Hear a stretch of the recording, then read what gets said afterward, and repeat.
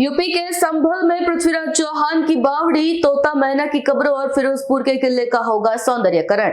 DM ने कहा, विलुप्त हो चुकी धरोहरों को उनके पुराने अस्तित्व में लौटाया जाएगा। एएसआई के साथ डीएम और एसपी ने विलुप्त हो चुकी पुरानी विरासतों का किया दौरा। 250 तीर्थ स्थल और कूपों को किया जाएगा संरक्षित। बावड़ी कुएं पर आए हैं, चोर तोते मैना की कब्र भी देखी है, क्या देखा है यहाँ पे? संभल प्राचीन नगर रहा है और इस नगरी में इतिहास से लेकर वर्तमान तक अनेक अवशेष उपलब्ध भी हैं, दिखते भी हैं और उनको हम संरक्षित करने का, सुरक्षित करने का प्रयास कर रहे हैं और उसी के क्रम में एएसआई की टीम के साथ हम भ्रमण कर रहे हैं। सर, एएसआई प्रोटेक्ट होने के बावजूद भी आज ये पूरे खंडर में तब्दील है, इनका दशा बहुत ही खराब है। एएसआई प्रोटेक्टेड जो फिरोजपुर का किला है वो है और एएसआई ने वहाँ पे प्रयास भी किया है, वहाँ पे चारदीवारी की है, उसे सुरक्षित किया है, किंतु उसके बाद भी आसपास के जो लोग हैं उनका रेगुलर वहाँ आना जाना रहता है, टू एंड फ्रो रहता है, इस कारण से वहाँ समस्या है थोड़ी, तो वहाँ वो एएसआई को हमने अवगत करवाया है, तो एएसआई उसकी ओर ध्यान देगा।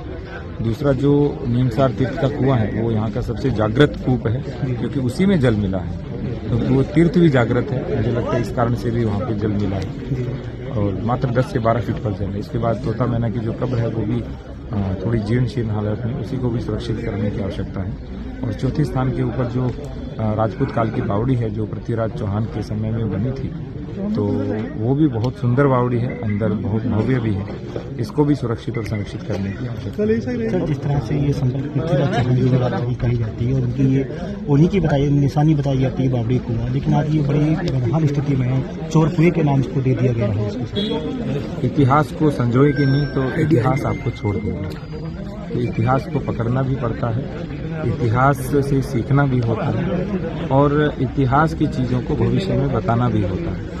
जब ये सब चीज़ें होंगी तो आप देखिए पूरे देश के अंदर जो स्थान हमारे हैं, मैं तो राजस्थान का रहने वाला हूँ और राजपूत काल का जो इतिहास है बहुत ही समृद्ध इतिहास है और सारा संसार घूमने आता है। तो जब हम संभल को सुरक्षित और संरक्षित रखेंगे तो पूरा संसार संभल में भी आएगा भ्रमण के लिए, तीर्थाटन के लिए, पर्यटन के लिए। जिस तरह संभल की ये जो धरोहर है सब विलुप्त होने की कगार पर है, क्या इनका जीर्णोद्धार किया जाएगा, रखरखाव किया जाएगा आने वाले समय में? बिल्कुल जीर्णोद्धार किया जाएगा स्टेट आर्कियोलॉजी की टीम के साथ और एएसआई की टीम के सहयोग से हम इनको बहुत अच्छे से सुरक्षित भी करेंगे, अपनी विरासत को संरक्षित भी करेंगे और भविष्य में सबको बताएंगे भी। अभी और ऐसी कितनी विरासतें होंगी जो मृत अवस्था में विलुप्त हो चुकी हैं, उनको उनका रखरखाव वगैरह किया जाएगा? 19 कूप और 68 तीर्थ सामान्य रूप से मिलते हैं, कुल 87 है। उसके अतिरिक्त अनेक स्थान हैं, जैसे इसकी गिनती उसमें नहीं होती लेकिन ये भी एक स्थान है। तोता मैना की कब्र है वो भी एक स्थान है, वो इसकी गिनती इसमें नहीं होती। ऐसे अनेक स्थान है, अभी तो काउंटलेस में कह सकता हूँ और फाइनली मुझे लग रहा है कम से कम 200-250 स्थान यहाँ पे कम से कम होंगे जहाँ लोग आएंगे, 2-4-5 दिन बताएं, हम भी कहेंगे कि भाई एक दिन गुजारें संभल में। संभल के 68-19 कूपों को लेकर के सर क्या कार्रवाई की जा रही है? कितने तीर जो है जागृत कूपों को हम संरक्षित करा रहे हैं। एक कूप जल्दी ही आपके सामने उसका वर्तमान दृश्य प्रस्तुत होगा कि कितना उसका सौंदर्यीकरण और कितना उसकी साथ संभाल और उसको हम संभाल रहे हैं। ये सर संभल के फिरोजपुर के किले के अलावा सर एक सोनन का भी किला था, वो भी बड़ा प्राचीन माना जाता है। वहाँ पे भी हम भ्रमण करेंगे, मैं और कप्तान साहब दोनों भ्रमण करेंगे। धीरे धीरे भ्रमण कर रहे हैं ताकि चीज़ों, क्योंकि समय लगता है, इतनी प्राचीन चीज़ें हैं, उनका स्ट्रक्चर भी नष्ट नहीं होना चाहिए और अच्छे से उनकी खुदाई भी हो, एक्सकेवेशन भी हो।